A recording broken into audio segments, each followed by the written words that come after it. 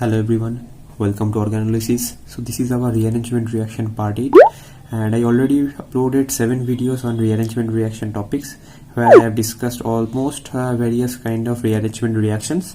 So you can go and check out those videos first, and this is part 8. So in this video we are going to learn about two important rearrangement reaction, that is Dakin reaction, and the second one is Fries rearrangement and some kind of photo Fries rearrangement.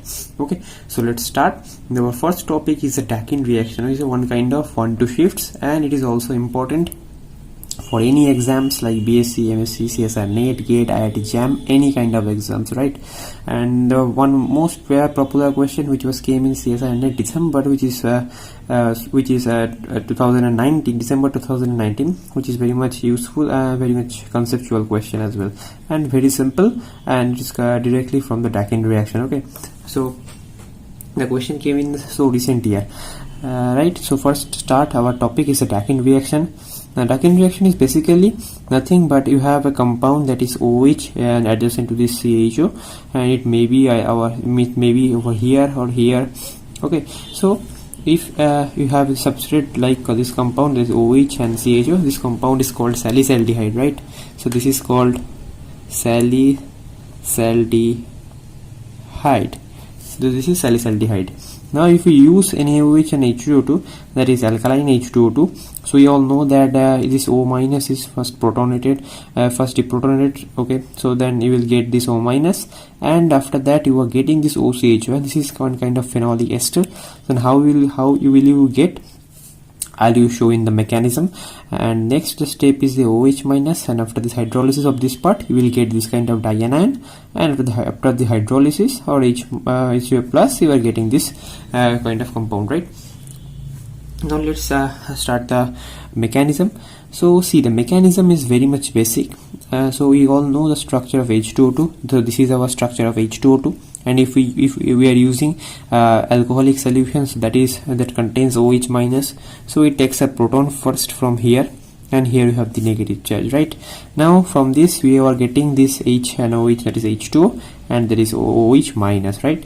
Now this is a hydroperoxide anion, and it's a kind of so much nucleophilic, so that if you are using this compound and in the basic medium, so it will first be protonated, and as you can see here, that is O minus, and the CHO, this OOH minus will attack over here, and you are getting this tetrahedral intermediate.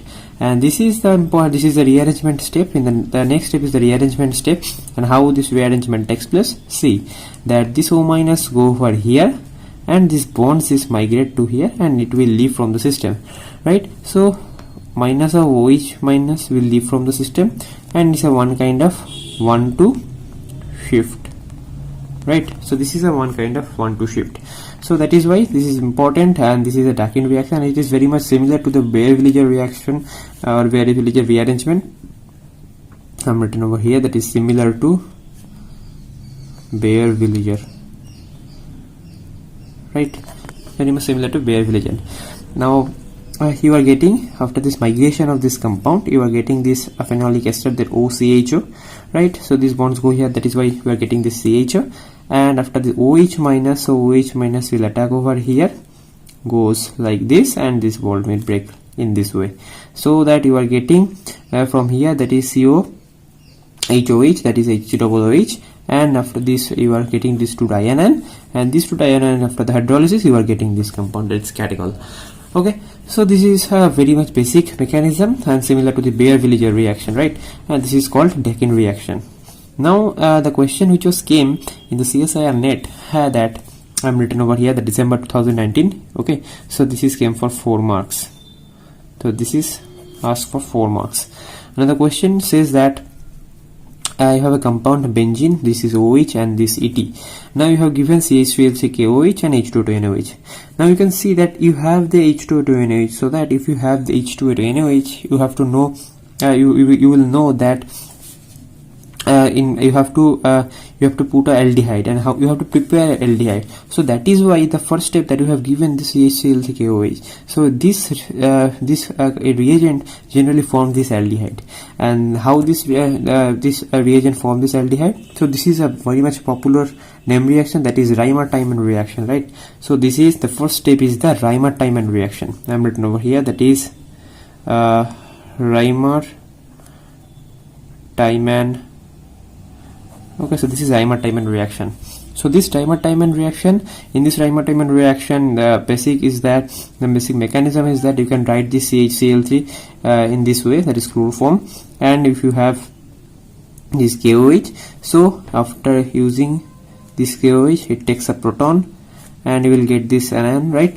So now after that, this Cl will leave from the system, any of one Cl will leave from the system, so that you are getting that you have a negative charge over here, and this Cl will leave from the system as it contains its own bond pair electron. So that is why you are getting this intermediate, and it is called dichlorocarbene.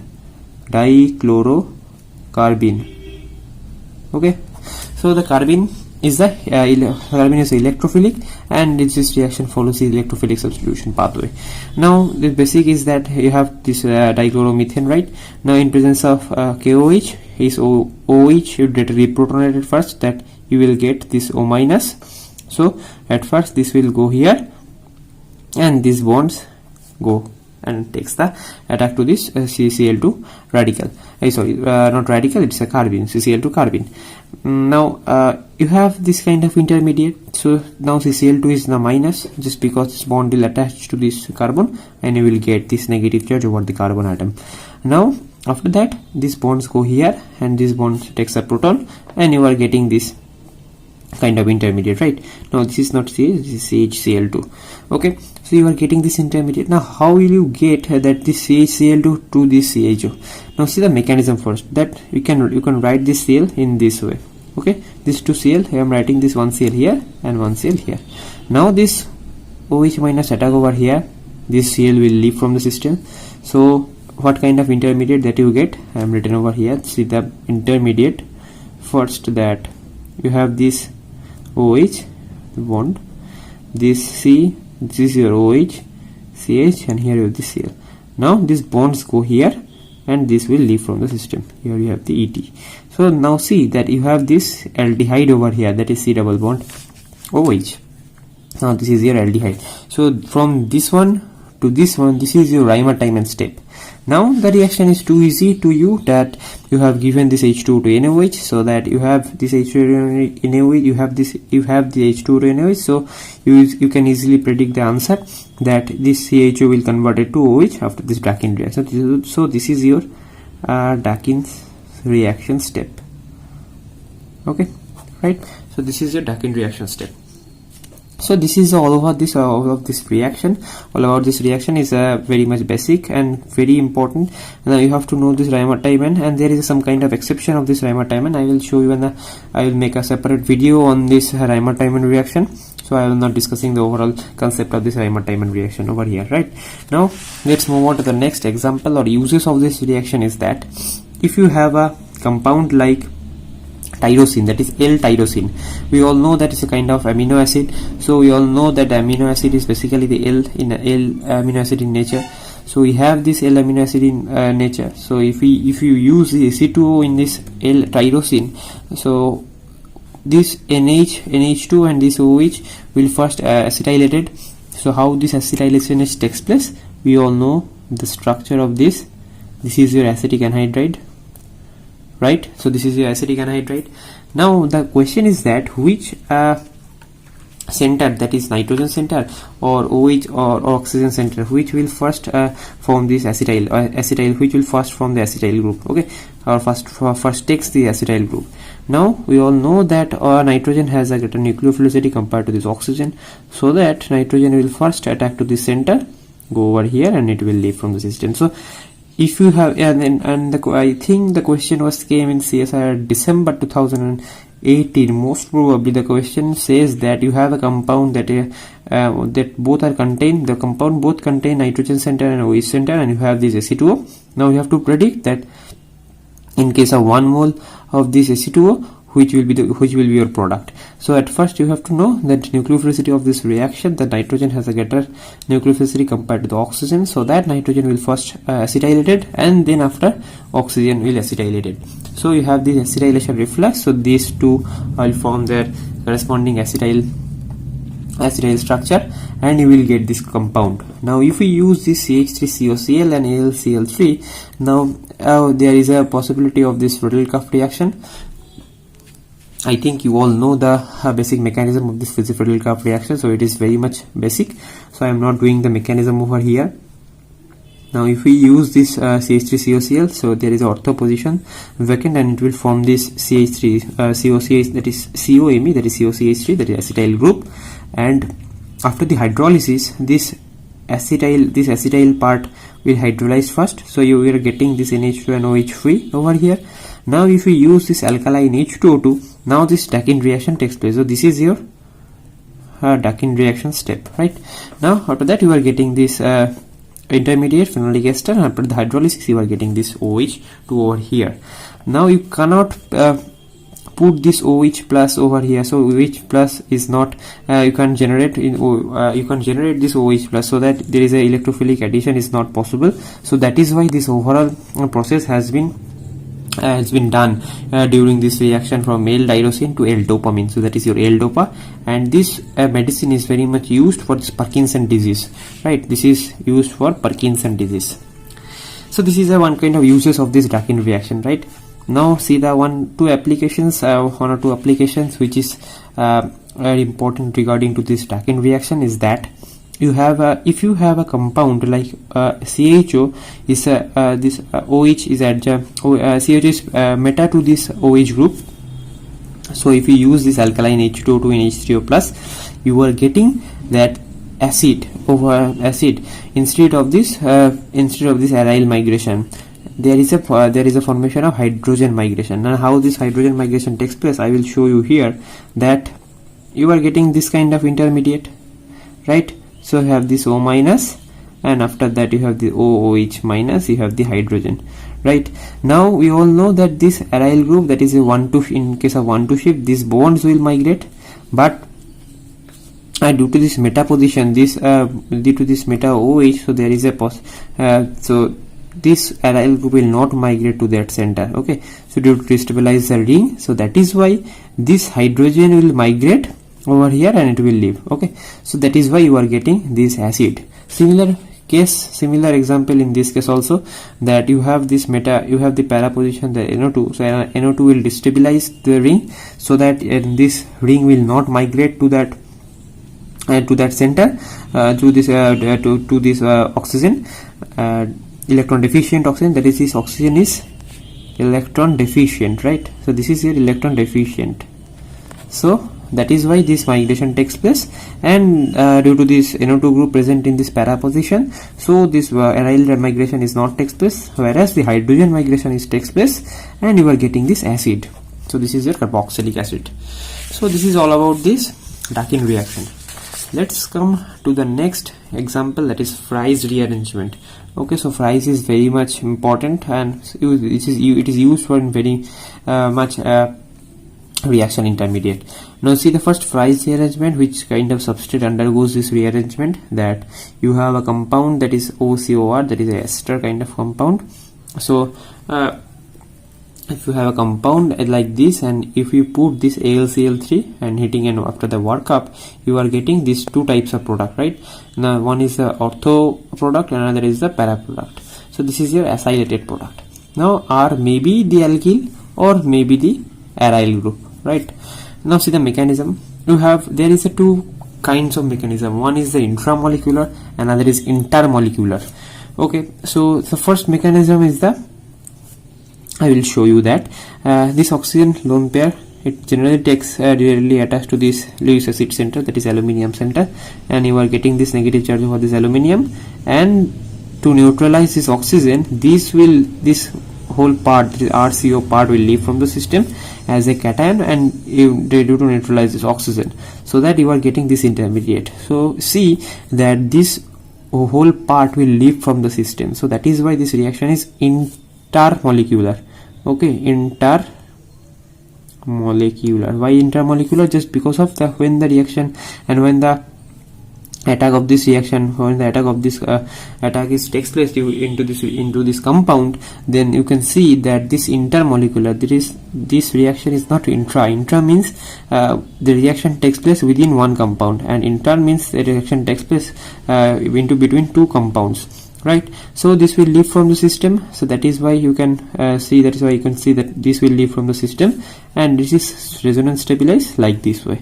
Okay, so you are getting this intermediate, and similar things you can see over here, that is their intramolecular. How this intramolecular, see, this is first this oxygen takes up attacks to this aluminium center, you are getting this AlCl3 minus, and this after this bond breaks over here, and this will attack to this carbon, and you are getting this intramolecular path. So this is your intramolecular path. Okay, right, so this is your intramolecular path.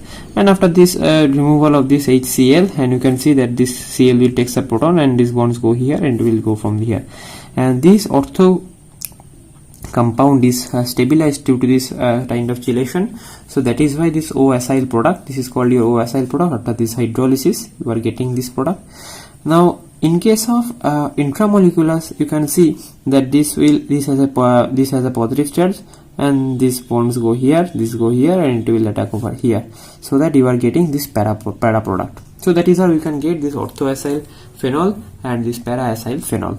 So these two products are formed. This is one type of intramolecular, and then another is intermolecular, another is intramolecular, and you can prove that by using a leveling experiment, or in case of crossover experiment, right? So you can prove this reaction is proved via the crossover experiment, that both the mechanism are established. One is the mechanism established, one is the intra and one is the inter. Now one of the important is that this is a photophase rearrangement. See, the photophase rearrangement is, you can in the name you can easily predict the photo means you have to use this HNu. So in presence of HNu and ethanol, this is the first excited state after using. So this is your excited state after using this HNu in ethanol. So this star means your excited state. Now this bonds breaks in this way, so that you have a radical over this oxygen and another radical over this C double bond O group, right? So these two radical are formed, and this radical is resonance stabilized. And how this resonance is stabilized, see, in this way you have the radical over here, and this radical takes and generally forms a bond, that is this one, this C double bond O, and we have this compound. Now see that this you have the radical over here, and as similarly the radical also formed over here during this bond breaking, and you are getting this radical over here, so that you are getting this COCH3 hydrogen and this HCOCH3, and this bond generally takes either in this way or in this way, so that you are getting these two intermediate, and after this hydrolysis in this similar way, okay, right, that you are getting these two compounds. So this is basic and very much important. Also the photophase rearrangement, this is basically the goes via this radical pathway. It is goes via radical pathway, right? Now the next is an example that you have to know, that you have a compound, this 2-diol, not diol, that is a catechol 2-phenol 2-OH is over here, and you have this ClCH2COCl, and in presence of pyridine. So it in presence of pyridine, this OH will generally form the O minus, and it will attack to this carbonyl, and you will attack to this carbonyl, and this Cl will leave from the system. So that you are getting this intermediate. After this AlCl3 and CS2, this is your Fries. So this is your Fries rearrangement step.